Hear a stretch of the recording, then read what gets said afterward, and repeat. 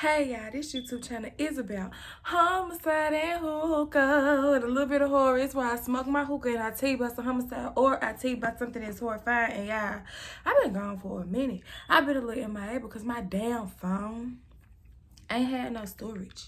My phone ain't had no storage and it was like overly pissing me off. So I'm just like, well, I ain't got no storage, but hopefully I can get through this video and I can put something up. Cause can y'all believe I ain't post nothing in 2 weeks? Yes, in 2 freaking weeks. And then I ain't even finna run my mouth because I ain't been gone. I mean, I've been gone for 2 weeks and I ain't got time to freaking run my mouth, honestly. So let's get into it.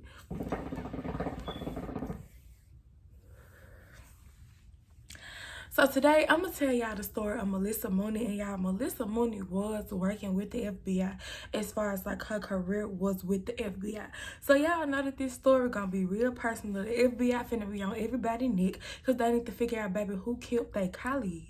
So, on the day in August of 1999, Melissa did not show up to work. Now, everybody described Melissa as kind of a person who was always like on time or either 15 minutes early. Melissa was never late. So, when it came to this day that she never came, the boss asked everybody, okay, have y'all seen Melissa? Have y'all seen Melissa?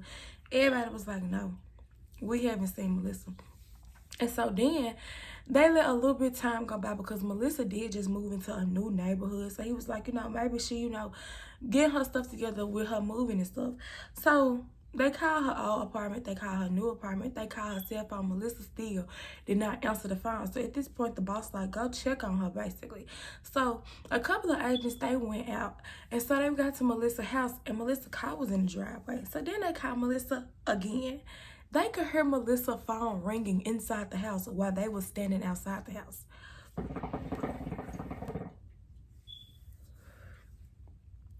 So they go to approach the door and they see a muddy boot print on the door and they could tell that the door had been kicked in, but somebody tried to close it back. So they called the boss and let the boss know that. The boss was like, okay, treat it as a normal crime scene. Go in there, don't go in there touching stuff, messing up the evidence, but just treat it as a normal crime scene. So the agents walk into the house, they call Melissa's name. Melissa still did not answer to them calling her name. One of the agents had saw that the phone had been ripped at the wall, so now he kind of really like suspicious. It's already suspicious that she didn't show up to work. Her car in the driveway. It's a mud print on the door. Now the phone ripped out the wall. What's really going on here? So they go around and then they find Melissa's body. They found Melissa's lifeless body in her room. So they called the boss and they let the boss know that. But as they start to think, they forget that Melissa got a daughter. So now they really like, okay, yeah, we gonna figure out who killed Melissa, but also we need to figure out what her daughter is. Is the daughter kidnapped? Is the daughter murdered? Where is Melissa's daughter? But it was confirmed that Melissa's daughter was with her father. And so as the investigation goes on, Melissa's cause of death was strangulation. So the police, well, the FBI, the boss was like, okay, this is really kind of personal. Because they say that it's a personal thing when, like, somebody chokes somebody to death or stab them. And I believe so, too, because you got to get, like, up close and personal to actually choke somebody with your hands and watch, basically, their life leave their body.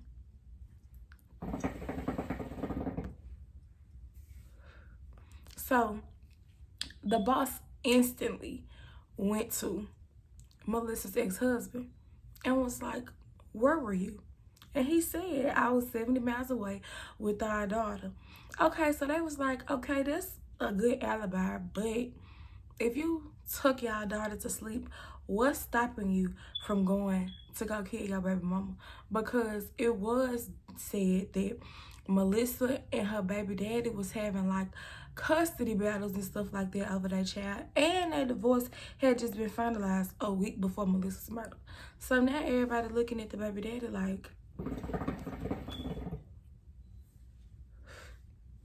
what's going on?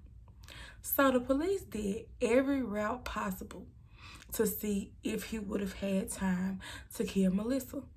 they went into like gas stations, into like, I guess, Walmarts and stuff like that, to see if they could find him on the camera, because if they would have found him on their camera, his alibi would have been gone with the wind, basically. So they didn't see him on none of the cameras, y'all. Then they even went so far as to like check on the side of the road to see if he would have possibly spit some gum out or threw a cigarette out the window.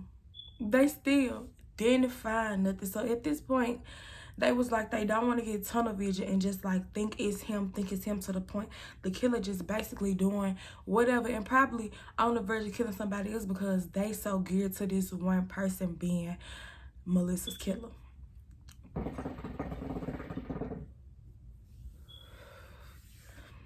So they go around and they ask the neighbors, like, have y'all heard anything? Have y'all seen anything? Now, it was this one couple that was out just washing their car, everyday thing, but they was kind of looking towards the scene. And the police was like, that's really not suspicious. It's really not unusual acts, because if it's a dozen or more police officers at this one house with a lot of crime scene tape around the house, the normal person would be suspicious, would be nosy, basically. So the police go ask them, and they was like, nah, they didn't see anything, they didn't hear anything. They didn't even really get to know Melissa, because, yes, she was new to the neighborhood. So the police kept doing their investigation. In Melissa's house, it was a sperm sample on her bed, and it was a hair sample on her bed. As they tested that DNA, y'all wouldn't believe who DNA it was. It was Melissa's ex-husband. The sperm sample and the hair sample that they tested was a match to Melissa's ex-husband. So now they going back to Melissa's ex-husband like, we got a match. But Melissa and her ex-husband, they did share that bed when they were together at the other house. So it's a possibility that his sperm could be on the bed. And with the hair sample that matched him, Melissa and her ex-husband, they did share a daughter. And it was a possibility that while the daughter was going to the daddy house, she could have brought some of the daddy's hair to Melissa's house. So as much as the FBI wanted it to be Melissa's ex-husband, it really was no evidence. So at this point, he just had to go on about his day. And they did too. Like, they couldn't have really made him be the killer when he really wasn't.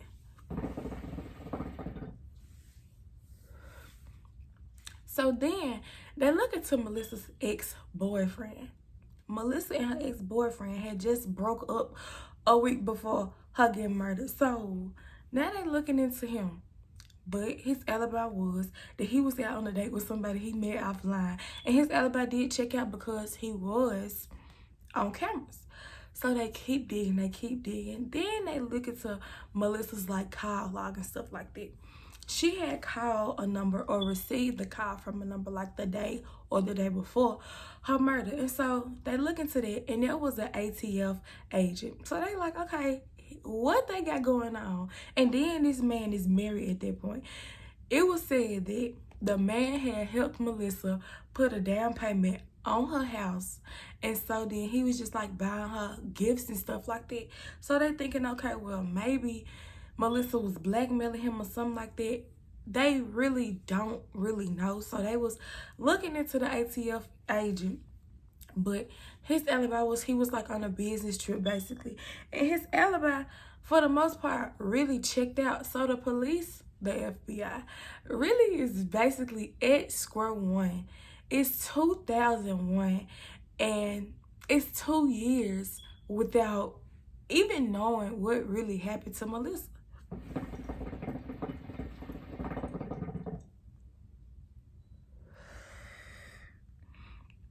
So they start interviewing, whatever you want to call it, everybody over again.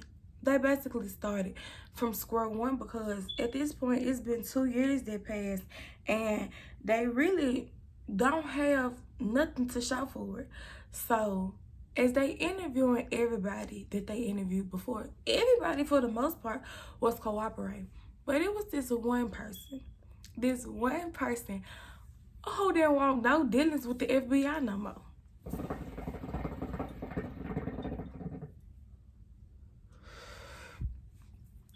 So due to the fact of him not want to cooperate, they started to get a little suspicious of him, because if you cooperated in 99, why you don't want to cooperate in 01? So now they looking into him. And so how about the man who don't want to cooperate is the neighbor? Y'all remember the neighbor that said they didn't know Melissa? They didn't get to meet Melissa. They didn't hear nothing. They didn't see nothing. Now you don't want to cooperate? Sir, why is that?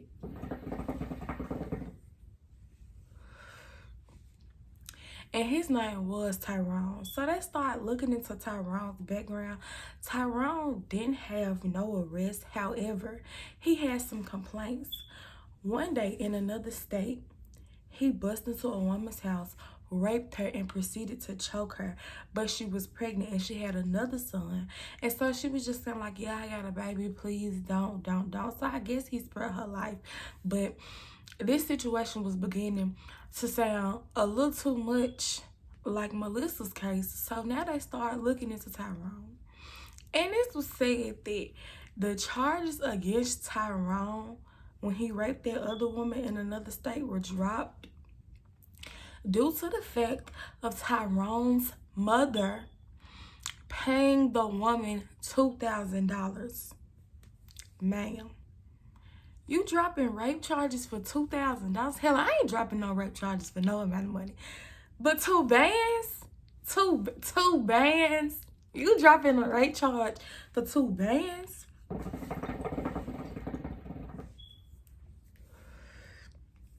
Now, the woman did say she dropped the charges for the money because she was a single mother of 2 kids that was not working.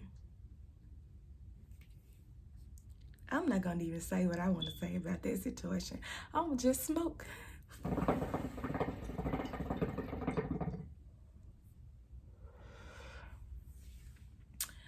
So then the police realized that Tyrone had over 12 cases kind of dealing with the same thing, but they were all dropped. I guess due to the fact that his mama paying everybody off. Like, why are y'all dropping rape charges? Like, I just couldn't imagine it. But hey, a lot of people say you never know what you will do in a situation until you're in that situation. But I'm gonna say it now, I ain't dropping no rape charge, number one. And I damn sure ain't dropping no rape charge for 2 bands. And that's just stamped.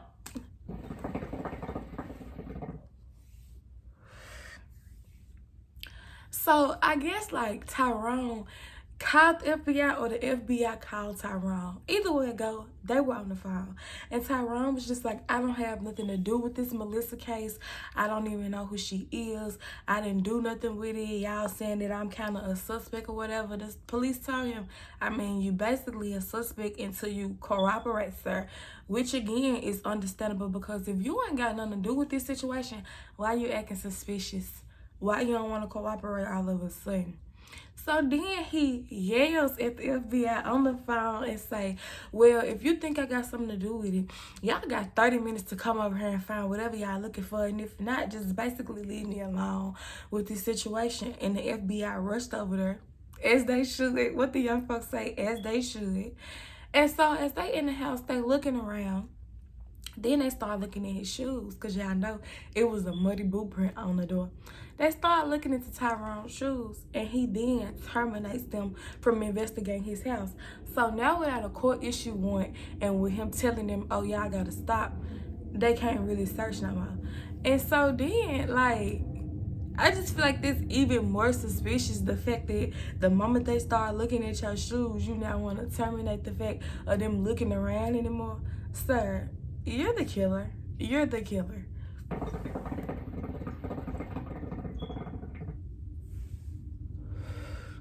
But they still didn't have no evidence on him, so they had to, you know, let him go about his day. And so in 2002, Tyrone walks into, I guess, the gas station and chokes the clerk and tells her, I raped the woman and killed the woman before. I'm going to do the same to you. Sir, if that's what you're doing, why are you telling people that? You fool. Like, that's so foolish. Like, why would you tell somebody that? So a customer ended up walking into the gas station. And so Tyrone ran out the door. So of course the clerk instantly called the police, let them know what had just happened to her. They didn't go to Tyrone, and they still didn't have no evidence though. Like, as much as they want evidence on Tyrone, they really don't have none. But he did serve like 4 months in jail for just a minor assault, basically.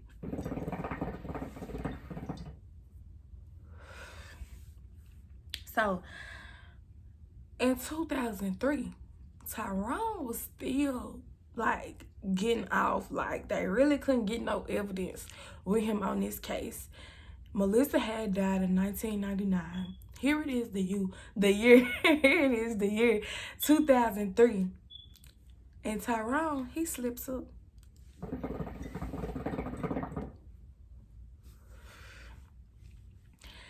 It's not really sad, but Tyrone goes in the house with his wife and proceeds to choke her. Had her hands covered with his mouth, holding her nose, choking her. Then puts a sword. First of all, how the hell you even got a sword? But then puts the sword to her stomach and was like, "I'm gonna cut you open," basically. So Tyrone's wife was just like, "Please, no, I'm pregnant. We got a baby on the way." So Tyrone spared her life. I guess he be sparing people's lives that say they pregnant, because, you know, the other lady that he molested or stayed away said she was pregnant and he spared her. And so with his wife, she started saying she was pregnant, and so he spared her. The wife instantly called the FBI. Yeah, her being pregnant was a lie. She lied to him just so she could get out that situation. And that's good. That was the good lie.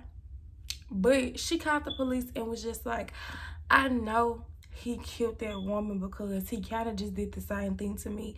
And he wasn't at home that day. I know I said he was at the house and I was his alibi that we was together, but he wasn't at home." Oh, now you want to tell the truth? Because your life on the line, you now want to tell the truth? Yes, I'm loyal. I'm a rider. But if you out here molesting, raping people, I'm fucking telling on you. That's just simple as that. If you're a rapist, I'm not finna stand by you while you continue to rape people. What type of mess is that?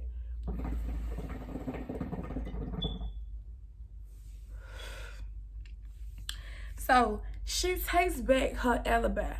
And with that being said, Tyrone really don't have no alibi. He don't have no word where he was at on the day that Melissa was murdered. So they was able to take that to court. And so it was said that the police, they kind of painted a picture of the fact that Melissa had allowed her daughter to go to the dad house because Melissa was about to decorate her daughter's room and kind of surprise her daughter with a new room and stuff like that, because they had just moved into a new house. And so Tyrone basically stalked her. Tyrone watched her without nobody around her, going into the house by herself, knocked on the door. Melissa proceeded to open it but tried to close it back when she saw who it was. I really didn't want no dealings with Tyrone. And then he kicks the door down, go in there, choke her, and she was dead.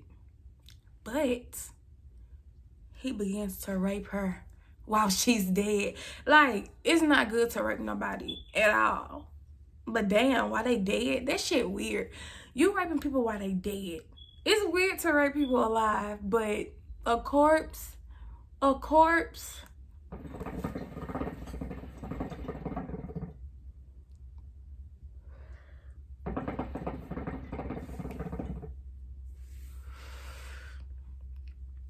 So in the year 2008, almost 10 years from Melissa dying, Tyrone was sentenced to life without the possibility of parole, and he should.